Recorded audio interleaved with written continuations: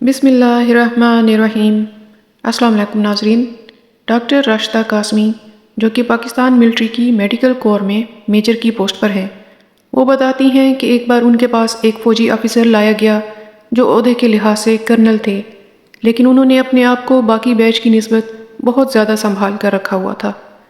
ان کی ٹانگ میں گولی لگی تھی جس کی وجہ سے ٹانگ ضائع ہو چکی تھی۔ ان کو بے ہوش کر کے آپریشن کے ذریعے ان کی ٹانگ کاٹ دی گئی تھی۔ آپریشن کافی لمبا ہو گیا تھا۔ ان کو ظہر سے پہلے آپریشن کے لیے لایا گیا تھا اور عشاء کی اذان ہو رہی تھی جب ان کو فارغ کر کے ICU منتقل کر دیا گیا تھا۔ صبح تک وہ بے ہوش رہے تھے۔ فجر کی اذان سے کچھ دیر قبل ان کو ہوش آیا تھا۔ ان کو اسپیشل کمرہ دیا گیا تھا۔ انہوں نے ہوش میں آتے ہی سب سے پہلے وقت پوچھا تھا تو ان کو بتایا گیا کہ فجر کا وقت ہے، جس پر انہوں نے فوراً وضو کی خواہش کا اظہار کیا۔ ان کو بتایا گیا کہ وہ اس وقت ایسی حالت میں نہیں ہیں کہ وضو کر سکیں، تو کرنل محمد حیات صاحب پریشان ہو گئے تھے۔ ان کی بیوی نے میری مدد سے ان کے بستر پر پلاسٹک شیٹ ڈالی۔ اس کے بعد مجھے باہر بھیج دیا گیا۔ تھوڑی دیر بعد ایک نوجوان جو کہ کرنل صاحب کا بیٹا تھا کمرے کی طرف آیا، مجھے سلام کر کے اندر چلا گیا۔ کچھ ہی دیر بعد مجھے بھی اندر بلا لیا گیا۔ تب تک فجر کی اذان ہو چکی تھی۔ میں اندر داخل ہوئی تو بستر سے پلاسٹک شیٹ اتار کر سائڈ پر رکھ دی گئی تھی۔ کرنل صاحب سکون سے لیٹ کر نماز پڑھ رہے تھے اور ان کی بیوی اور بیٹا باوضو کھڑے تھے تاکہ پہلے کرنل صاحب نماز مکمل کر لیں۔ بعد میں باری باری وہ دونوں ماں بیٹا نماز پڑھ لیں گے۔ میں بھی مسلمان فیملی سے تھی لیکن نماز سے کوسوں دور تھی۔ مجھے نہیں یاد آخری بار کب نماز پڑھی تھی۔ جب کرنل صاحب کی بیوی بیٹا نے نماز پڑھ لی تو انہوں نے مجھے نماز پڑھنے کی دعوت دی اور کہا آپ نماز پڑھ لیں پھر آرام کر لیں، ہم کو ایمرجنسی ہوگی تو آپ کو بلا لیں گے۔ میں نے ان کے کہنے پر شرمندگی سے بچنے کے لیے وضو کیا اور نماز کی نیت باندھ لی۔ نماز مکمل کی تھی کہ دوسری شفٹ نے چارج لے لیا۔ میں گھر چلی گئی۔ چونکہ میں مسلسل 24 گھنٹے ڈیوٹی کر کے آئی تھی، اب 24 گھنٹے میرا آرام کا وقت تھا۔ جب اس سے اگلے دن میں ڈیوٹی پر گئی تو کرنل صاحب کافی بہتر محسوس کر رہے تھے۔ ان کا بیٹا جا چکا تھا، بیٹی اور داماد ان کے پاس تھے جن کو جانے کے لیے وہ بار بار کہہ رہے تھے۔ اسی دوران ان کی بیوی بھی آرام کر کے دوبارہ آ پہنچی تھیں۔ کرنل صاحب کی بیوی نے آ کر اپنی بیٹی اور داماد کو رخصت کر دیا، خود شوہر کی خدمت پر مامور تھیں۔ جب ظہر کا وقت آیا تو وہ بیٹے کی منتظر تھیں تاکہ وہ آئے اور بستر پر پلاسٹک کور ڈال کر کرنل صاحب کو وضو کروا سکیں، مگر ان کا بیٹا لیٹ تھا۔ مجبوراً انہوں نے مجھے ریکویسٹ کی۔ میری مدد سے کرنل صاحب کی نیچے کی پلاسٹک شیٹ ڈال کر مجھے کمرے سے باہر بھیجا، ان کو وضو کروایا اور پھر کرنل صاحب نے نماز ادا کی۔ جب کرنل صاحب نماز ادا کر چکے تو میں بھی اندر آ گئی اور ان کی مسز کو ہسپتال میں بنی نماز کے لیے مخصوص جگہ پر لے گئی اور کہا کہ آپ تسلی سے نماز پڑھ لیں، میں کرنل صاحب کا خیال رکھ لوں گی۔ ان کو چھوڑ کر میں کرنل صاحب کے پاس پہنچی جن کے ہونٹ اللہ تعالیٰ کے ذکر میں ہل رہے تھے۔ میں نے ان سے پوچھا کہ آپ اتنی تکلیف میں تھے پھر بھی آپ نے نماز نہیں چھوڑی، اس کی وجہ کیا ہے؟ کرنل صاحب نے جواب دیا کہ اس کے پیچھے ایک کہانی ہے۔ میں نے سننے کی خواہش کا اظہار کیا تو انہوں نے مجھے بتایا میرے والدین میں علیحدگی ہو گئی تھی۔ میں نے والد صاحب کے پاس پرورش پائی تھی۔ میں بالغ ہونے تک ماں سے نہیں ملا تھا، بلکہ مجھے یہی بتایا گیا تھا تمہاری ماں مر چکی ہے۔ میں والد صاحب کے ساتھ پنڈی میں مقیم تھا کہ ایک دن پختہ عمر کے ایک شخص میرے والد صاحب کے پاس آئے۔ والد صاحب نے مجھے کمرے سے باہر بھیج دیا اور ان سے بات چیت کرنے لگے۔ انسانی فطرت کے ہاتھوں مجبور میں بیرونی دروازے کے پاس کھڑا ہو کر والد صاحب اور اس اجنبی کی گفتگو سننے کی کوشش کر رہا تھا مگر ناکام رہا تھا۔ محض ایک فقرہ سنائی دیا تھا جب میرے والد صاحب نے دھاڑ کر کہا تھا دفع ہو جاؤ میرے گھر سے ورنہ یہیں مارے جاؤ گے اور تمہارا کوئی ولی وارث بھی نہیں ہوگا، اور وہ اجنبی شخص باہر نکل گیا۔ اس سے پہلے میں گلی میں پہنچ گیا تاکہ اس سے ملاقات کر سکوں۔ گلی میں جب میری اس شخص سے ملاقات ہوئی تو اس نے مجھے کسی اپنے کی طرح گلے لگایا، چوما اور کہا میں تمہارا ماموں ہوں، تمہاری ماں کا آخری وقت ہے، وہ بس ایک بار تم سے ملنا چاہتی ہے، اگر ہو سکے تو آ جانا۔ ساتھ ہی مجھے ایک کاغذ کا ٹکڑا پکڑا دیا جس پر ایڈریس درج تھا۔ میرے ماموں چلے گئے مگر میں صدمے، حیرانگی، پریشانی اور تکلیف کی وجہ سے انہیں آواز بھی نہیں دے پایا۔ جب کچھ حواس بحال ہوئے تو میں نے اس بات کی تصدیق کا فیصلہ کیا۔ والد صاحب سے جھوٹ بولا کہ اپنے دوست کے ساتھ اس کے رشتہ داروں کی طرف شادی پر جا رہا ہوں۔ گاڑی نکالی، کچھ پیسے ساتھ لیے اور متعلقہ ایڈریس پر چل دیا۔ جب میں متعلقہ گاؤں پہنچا تو اسی ایڈریس پر چلا گیا۔ دستک دی تو مجھ سے تعارف مانگا گیا۔ میں نے اپنا نام بتایا تو مجھے 2 منٹ انتظار کرنے کا کہا گیا۔ اتنی دیر میں اندر سے چند خواتین، بچوں اور 2-3 مردوں کی آوازیں ابھری۔ دروازہ کھولا گیا۔ سامنے چارپائی پر صاف ستھرے بستر پر ایک خاتون لیٹی تھیں جو انتہائی کمزور تھیں۔ مجھے دیکھ کر انہوں نے اپنے ہاتھ اوپر اٹھا لیے۔ ان کی آنکھوں کو دیکھتے ہی بنا کوئی ثبوت مانگے میں ان کے سینے سے لگ گیا۔ میں اکثر اپنے والد صاحب سے کہتا تھا، میری آنکھیں اتنی خوبصورت کیوں ہیں، جبکہ میرے ددیحال میں کسی کی آنکھیں اتنی خوبصورت نہیں ہیں، تو مجھے جواب دیا جاتا، تیری آنکھیں تیرے پردادا پر گئی ہیں۔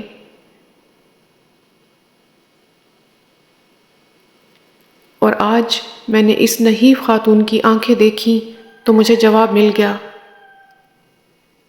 میری آنکھیں میری ماں پر گئی ہیں۔ اچانک سے مجھے اپنی گالوں پر گہری نمی کا احساس ہوا۔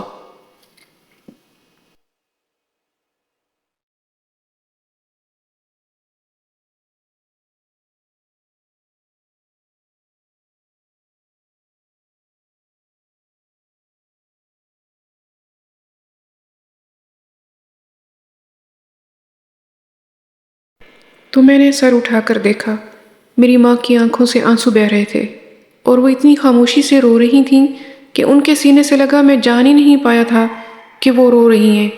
میں نے ان کے آنسو پونچھے، انہوں نے میرا ہاتھ اپنے ہاتھ میں رکھا اور میں باقی رشتہ داروں سے ملنے لگا۔ اپنے ننیحال والوں سے مل کر مجھے پہلی بار احساس ہوا تھا کہ رشتوں کا خلوص کیا ہوتا ہے۔ میری ماں کینسر کی مریضہ تھی، ان کا جگر ختم ہو چکا تھا۔ انہوں نے مجھے کہا تھا، بیٹا تھوڑے فاصلے پر بیٹھنا، میرے سانس لینے سے اندر سے بدبو آتی ہے، تم کو تکلیف ہوگی۔ تو میں نے اپنی ماں کا منہ چومتے ہوئے کہا، ماں سے بدبو نہیں، ہمیشہ خوشبو آتی ہے۔ شام تک سارے گاؤں میں پتہ چل چکا تھا کہ میری ماں کا بیٹا آ چکا ہے، یعنی میں۔ لوگ مجھے دیکھنے اور ملنے آ رہے تھے۔ میری ماں کی کل دولت ایک بکری تھی۔ میری والدہ نے میرے ماموں سے کہا تھا، بکری بیچ کر مجھے پیسے لا دو۔ میں نے ماں سے پوچھا، ان کو پیسوں کی کیا ضرورت ہے؟ تو انہوں نے کہا، وہ میرے سر سے وار کر ان لوگوں کو دینا چاہتی ہیں۔ ماں کی بات سن کر میں رو پڑا۔ گاڑی میں پڑے لاکھوں روپے لا کر ماں کے قدموں میں رکھے اور کہا، اب میری ماں کو کوئی چیز بیچنی نہیں پڑے گی۔ میں نے وہ رقم ماں کے سر اور قدموں سے وار کر بانٹنا شروع کر دی۔ تب کہیں سے اذان سنائی دی۔ میری والدہ نے ماموں کو کہا کہ مجھے باہر لے جائے۔ میں نے وجہ پوچھی تو ماموں نے کہا، میں بتاتا ہوں۔ باہر لے جا کر انہوں نے وجہ بتائی کہ میری ماں وضو کرنا چاہتی ہیں اور وہ خود کر نہیں سکتی، تو میری ممانی اور ماموزاد بہنیں ان کو وضو کرواتی ہیں۔ میں فوراً گھر کی طرف دوڑا۔ تب میری ممانی میری ماں کا چہرہ دھو رہی ہیں۔ میں نے ان کے ہاتھ سے پانی پکڑ لیا اور کہا کہ ماں، آج بھی آپ کو لگتا ہے کہ آپ کو محتاجی ہے؟ آپ مجھے حکم تو کرتی، جتنا مذہب اجازت دیتا اتنا وضو میں خود اپنی ماں کو کروا دیتا۔ میری ماں نے جواب دیا کہ میں نے سوچا، پتہ نہیں تو کتنی صاف ستھری جگہ پر پلا ہوگا، تجھے دیکھ کر برا نہ لگ جائے کہ میری ماں اس طرح وضو کرتی ہے، اس لیے تجھے باہر بھیج دیا۔ اس کی بات سن کر میں رو پڑا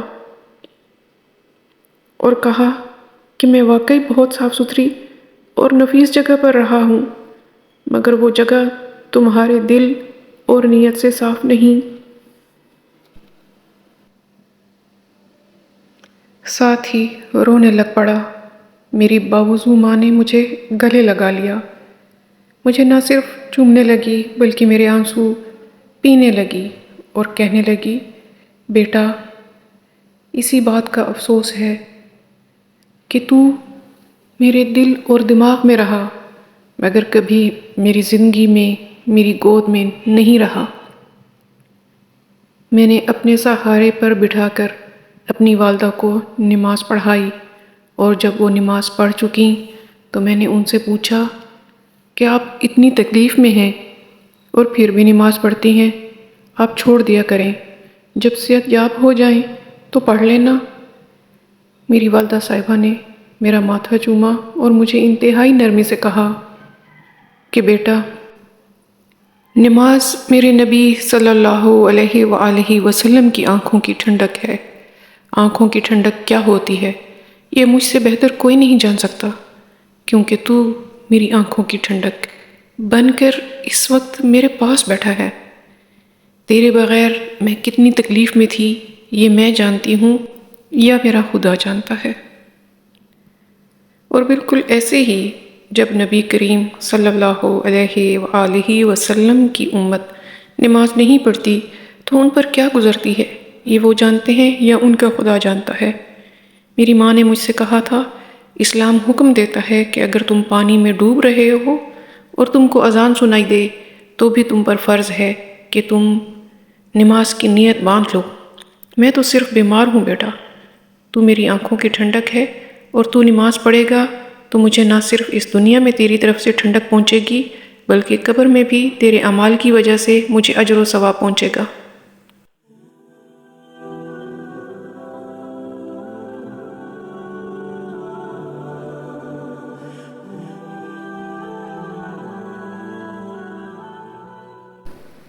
نماز پڑھنے کے لیے کسی جزا و سزا کی وجہ کا ہونا ضروری نہیں، بس نماز پڑھنے کے لیے دو وجوہات ہی کافی ہیں کہ نماز اللہ تعالیٰ کی طرف سے نبی کریم صلی اللہ علیہ وآلہ وسلم کی امت کے لیے تحفہ ہے، اور نماز میرے پیارے نبی کریم صلی اللہ علیہ وآلہ وسلم کی آنکھوں کی ٹھنڈک ہے۔ اگر ہو سکے تو کبھی نماز نہ چھوڑنا۔ میں نے نماز قائم کرنے کا وعدہ کر لیا اور ماں کو لٹا کر نماز پڑھی۔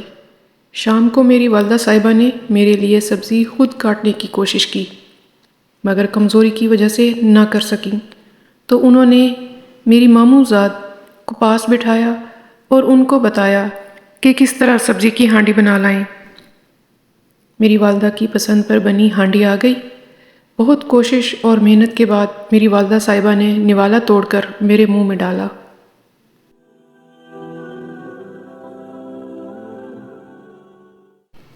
اور یقین کریں میں نے اتنا لذیذ کھانا پہلے کبھی نہیں کھایا تھا۔ غالباً یہ میری ماں کے ہاتھ کا ذائقہ تھا۔ عشاء کے بعد دیر تک میری ماں مجھ سے باتیں کرتی رہی، پھر میری ماموزاد کے ذریعے سونے کا ایک لاکٹ مجھے دیا اور کہا، یہ تیری پڑھائی کے لیے سنبھال کر رکھا تھا، مگر تجھ پر نہیں لگا سکی۔ میں نے والدہ صاحبہ کے ہاتھ سے ہار پکڑ لیا اور ان کے ماضی کے متعلق کوئی سوال نہ کیا کہ وہ یہاں کیسے پہنچیں۔ میں ایسا سوال کر کے ان کے چہرے پر چھائی خوشی کو غمی میں نہیں بدل سکتا تھا۔ مجھ کو ایسے سوالات سے ماموں اور سب گھر والوں نے بھی منع کیا تھا اور بتایا تھا کہ جتنا ان چند گھنٹوں میں تمہاری ماں بولی اور ہنسی ہے اتنا پچھلے کئی سالوں میں نہیں ہنسی، اور ساتھ ہی مجھے بتایا گیا تھا کہ میری والدہ محض 3 دن کی مہمان ہے۔ تو میری ساری ہنسی سمٹ گئی۔ میں نے زیادہ سے زیادہ وقت ماں کے قریب گزارا۔ میں نے ماں سے لاکھ ان کی خواہشات کے متعلق پوچھا۔ انہوں نے بس مجھے نماز قائم کرنے اور دین پر چلنے کی نصیحت کی۔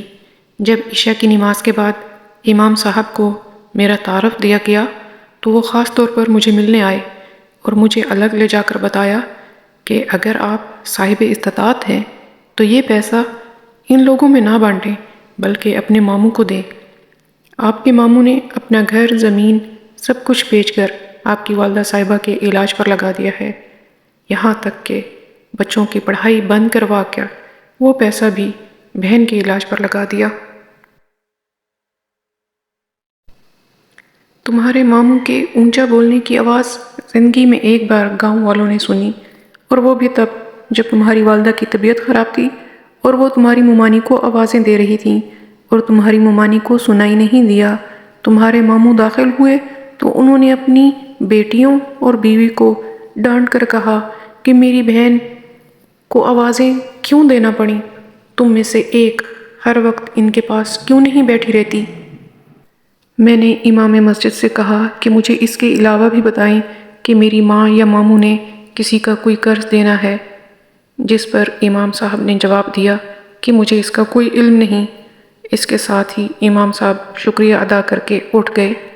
میری ماں نے رات کو مجھے اپنے پاس سلانے سے منع کیا اور کہا کہ میں تکلیف کی وجہ سے کراہتی ہوں تو تمہاری نیند خراب ہو جائے گی، مگر میں نے کہا ماں جی، آج رات کو میں نے سونا ہی کب ہے؟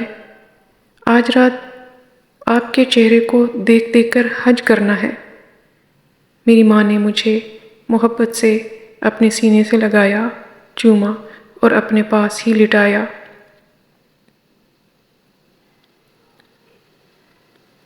میں تھوڑی دیر بعد ہی اٹھ کر بیٹھا اور ماں کی ٹانگیں دبانے لگا۔ مجھے میری والدہ صاحبہ کے آخری الفاظ جو کہے تھے وہ یہ تھے کہ نماز قائم رکھنا، دین پر چلنا، اور اگر اپنے باپ جیسی خصلتوں کے مالک نہ ہوئے تو اپنے ماموں اور ان کی بیٹیوں کا خیال اور لحاظ کرنا، اپنے باپ کا ماضی جاننے کی کوشش نہ کرنا اور نہ کبھی اپنے باپ سے نفرت کرنا۔ اس کے ساتھ ہی میری والدہ نے میرا ہاتھ پکڑ کر اپنے سینے پر رکھا اور اللہ تعالیٰ کا ذکر کرنے لگیں۔ وہ ذکر کرتے کرتے نہ جانے کب سو گئیں۔ رات 12 بجے کے بعد ماموں آئے تاکہ میری والدہ صاحبہ کی خبرگیری کر سکیں۔ جو ہی ان کی نظر میری والدہ پر پڑی تو وہ دوڑے، مجھ سے پوچھا تم کو پتہ نہیں چل رہا؟ تمہاری ماں کی سانسیں نہیں چل رہی ہیں۔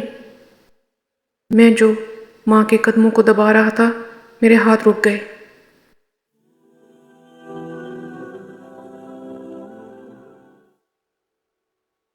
گاڑی میرے پاس تھی۔ میں نے ماں کو ہسپتال پہنچایا جہاں انہوں نے 1.5-2 گھنٹے پہلے کی موت ڈکلیئر کر دی۔ صبح سحری کے وقت والدہ صاحبہ کو لے کر گھر پہنچے۔ مجھے لگا کہ فجر کی اذان ہونے والی ہے تو میں نے وضو بنانا شروع کر دیا۔ اسی دوران میں میرے ماموں کی سرگوشی بھری آواز میرے کانوں میں پڑی۔ وہ میری ممانی کو کہیں سے پیسوں کا انتظام کرنے کا کہہ رہے تھے تاکہ کفن کا انتظام کر سکیں، جبکہ میری ممانی ان کو جواب دے رہی تھی کہ ان کا بھائی اور باقی گاؤں والے جس کے پاس بھی جائیں وہ کہتے ہیں تم کو ادھار پیسے دے دیں تو تم لوگ واپس کیسے کرو گے؟ گھر بار بیچ کر تو علاج پر لگا چکے ہو۔ میرے ماموں خاموش ہو کر گھر سے باہر نکل گئے۔ میں بھی ان کے پیچھے نکل گیا۔ وہ گاؤں کے کافی بڑے چودھری کے پاس گئے۔ چودھری کی بجائے اس کا منشی آیا جس سے انہوں نے رقم کا تقاضا کیا۔ منشی میرے ماموں کا پیغام لے کر واپس چودھری کے پاس گیا تو چودھری نے جواب میں کہہ بھیجا گھر بار بیچ کر بہن کے علاج پر لگا دیا ہے، بیٹیاں بیچ کر کفن دفن پر لگا دو۔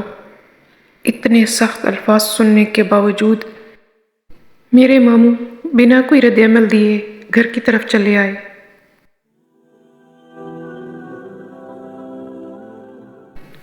راستے میں اذان ہوئی تو مسجد کی طرف مڑ گئے۔ میں بھی ان کے پیچھے مسجد میں پہنچا اور ان کو کہا کہ اپنی ماں کے کفن دفن کا انتظام میں خود کروں گا۔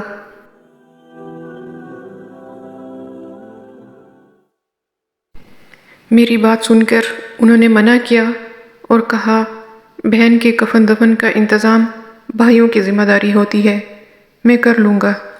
ساتھ ہی ماموں رو پڑے اور ان کو دیکھ کر میں بھی رو پڑا۔ انہوں نے اپنی بہن کو سسک سسک کر مرتے دیکھا تھا۔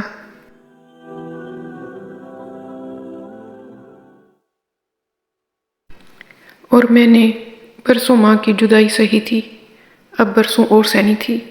پتہ نہیں قبر میں بھی ملاقات ہوتی یا نہ ہوتی۔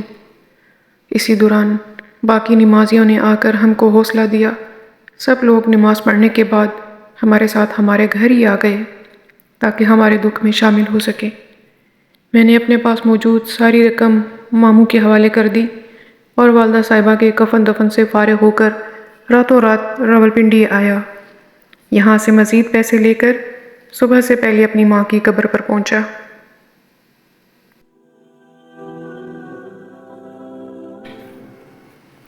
کیونکہ مجھے مولوی صاحب نے حکم دیا تھا کہ کچھ دن فجر کی نماز سے لے کر سورج نکلنے تک اور عصر کی نماز کے بعد سورج غروب ہونے تک کا وقت اپنی ماں کی قبر پر گزارنا، لہٰذا سورج نکلنے کے بعد میں ماموں کے گھر پہنچا۔ میں نے مولوی صاحب کے ذریعے سب سے پہلے اس شخص کا کھوج لگایا جس نے میرے ماموں سے گھر خرید رکھا تھا۔ اس کو اس کی رقم دی اور کہا کہ اب وہ گھر کا تقاضا نہ کرے، باقی کی رقم سے دیگر اخراجات کے ساتھ ساتھ والدہ صاحبہ کے ایصال ثواب کے لیے کچھ فلاحی کام کروائے۔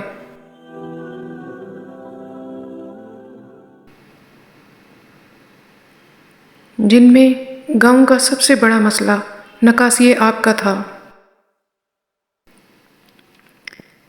سیوریج کے پانی کے لیے کوئی زمین نہ تھی۔ میں نے اسی چودھری صاحب جنہوں نے میری ماں کے کفن کے لیے میرے ماموں کو ادھار دینے سے انکار کیا تھا، اس سے دگنی قیمت پر 10 مرلہ زمین خرید لی۔ اس میں سارے گاؤں کا سیوریج کا پانی ڈالا، مزدور لگا کر پورے گاؤں کی گلیاں ٹھیک کروائیں۔ مسجد کی چھت کے متعلق بتایا گیا وہ بارش میں ٹپکتی ہے، میں نے مسجد کی چھت پکی کروا دی۔ 10 دن رہنے کے بعد میں واپس آیا تو چاہ کر بھی والد صاحب سے پہلے جیسا رویہ نہ رکھ پایا، مگر والدہ صاحبہ کے حکم پر میں نے والد صاحب سے ماضی جاننے کی بالکل بھی کوشش نہ کی اور نہ کبھی اپنی نماز چھوڑی۔ والد صاحب کی ناراضگی مول لیتے ہوئے اپنی ماموزاد سے شادی کر لی۔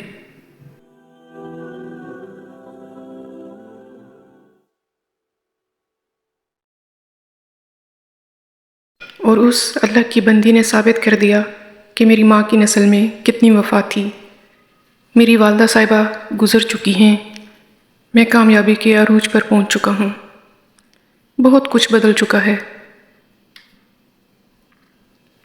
میری والدہ صاحبہ کی خاطر میرے ماموں جان نے جو کچھ لگایا اس سے کہیں زیادہ ان کو لوٹا چکا ہوں، مگر آج بھی ان کا احسان مند ہوں اور شکر گزار ہوں کہ میری والدہ صاحبہ کی خدمت کی۔